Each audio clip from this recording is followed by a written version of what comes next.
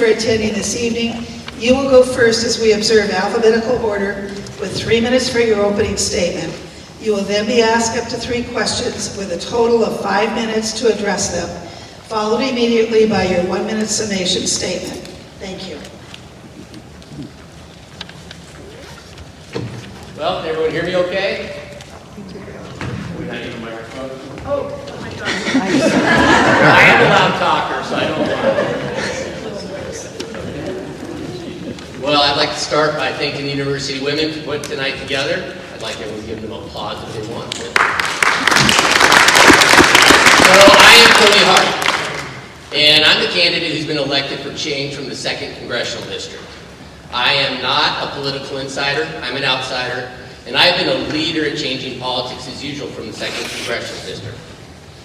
I come from very humble beginnings, but I was taught from a very young age the greatness of America is that we are a land of opportunity for those who are able and willing to work hard enough.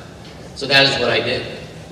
I enlisted in the United States Navy, and after multiple deployments stationed out at NAS Whidbey Island, I came back from overseas and used the GI Bill to earn a degree as a civil engineer, to become a licensed professional engineer, to become a small business owner, and to become an infrastructure expert known throughout the entire state.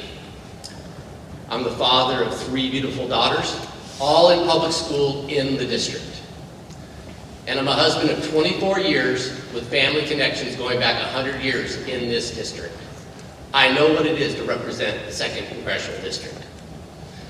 We have many more challenges than I could possibly talk about. But I am optimistic because as a district, we are overwhelmingly united to do what it takes to make America great again. Some of the things that we are very united over are the fact that sex trafficking, drug trafficking, and child trafficking across our southern border must come to an end. This must change. We have an economy that has not worked for every American the way it should. Mothers and fathers see it every day. They look at their credit card balances rise while their savings accounts shrink. And the youngest generation is seeing the American dream disappear. This must change. We have an economy that has resulted in some hard times, but our establishment government hasn't let us down. They've created the largest debt, not only in our nation's history, but in the history of any nation on earth. They've mismanaged our funds. They have not performed their duty. But I am optimistic because Americans have proven time and time again, when we unite, we can accomplish anything. So I'm going to ask everyone to unite for the change that we need in our country and support me. Thank you.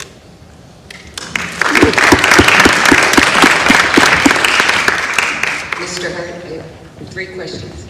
I do have 3 questions. Fentanyl abuse and access and mental health are emerging as top concerns for constituents and voters across the partisan continuum. What have you done or will you do to address these priorities? Well, first off, acknowledging that we have a health crisis in this country. It stemmed from a lot of things. The state of California just really keyed into something I'm very passionate about, and that is that we need to make America healthy again.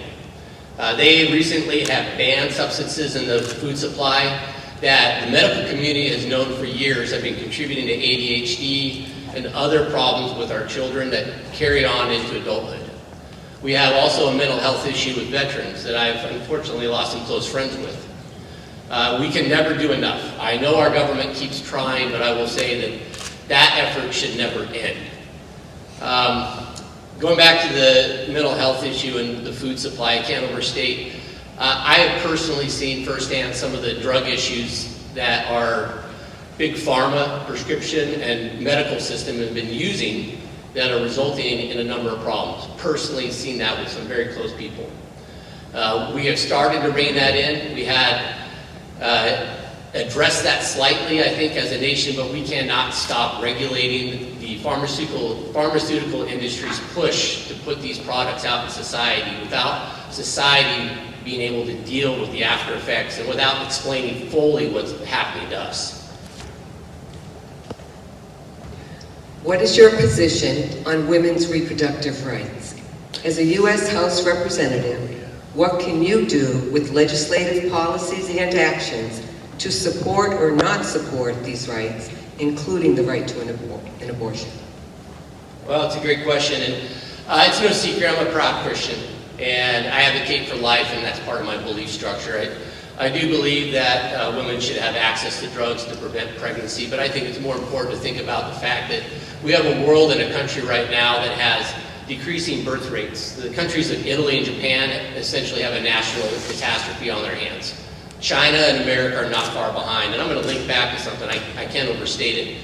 The Make America Healthy movement right now, I know Bobby Kennedy is a big advocate for that, and I'm hoping to work with him on his ideas. Our food supply is the most likely suspect, along with the pharmaceutical industry, with contributing to the reproductive problems that we have seen across this country.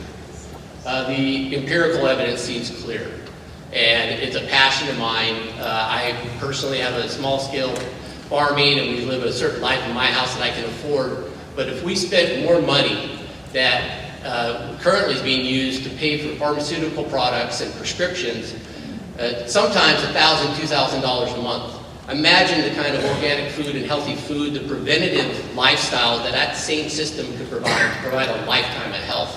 And it is directly linked to the reproductive issue because, as we've seen, the vitro fertilization, which I do support, but it shouldn't be necessary. Humankind hasn't needed this. There is something in our environment, and I am focused on the food supply and the pharmaceutical industry to regulate that more thoroughly to prevent what's been going on.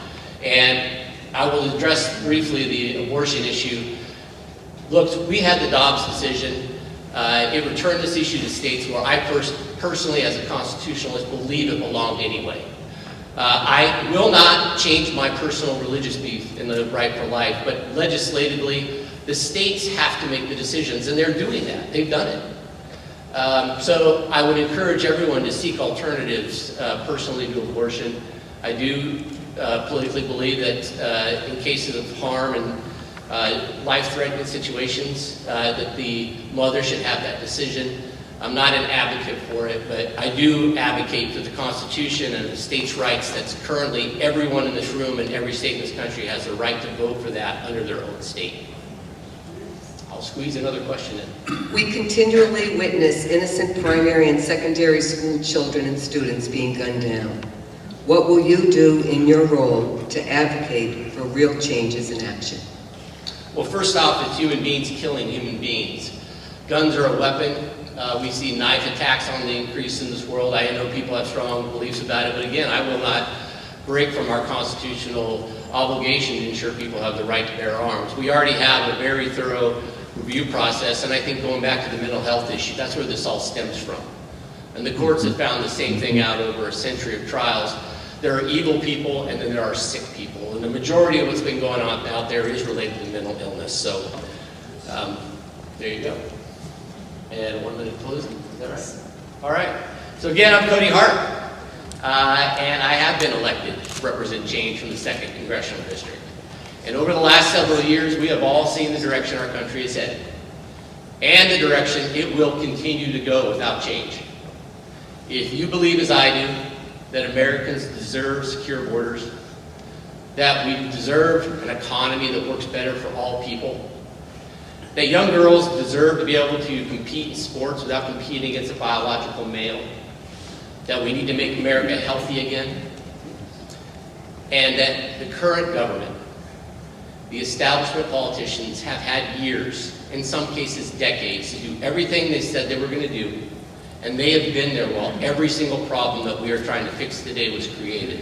If you believe in those things, I believe I am the change you're looking for, and I ask for your support.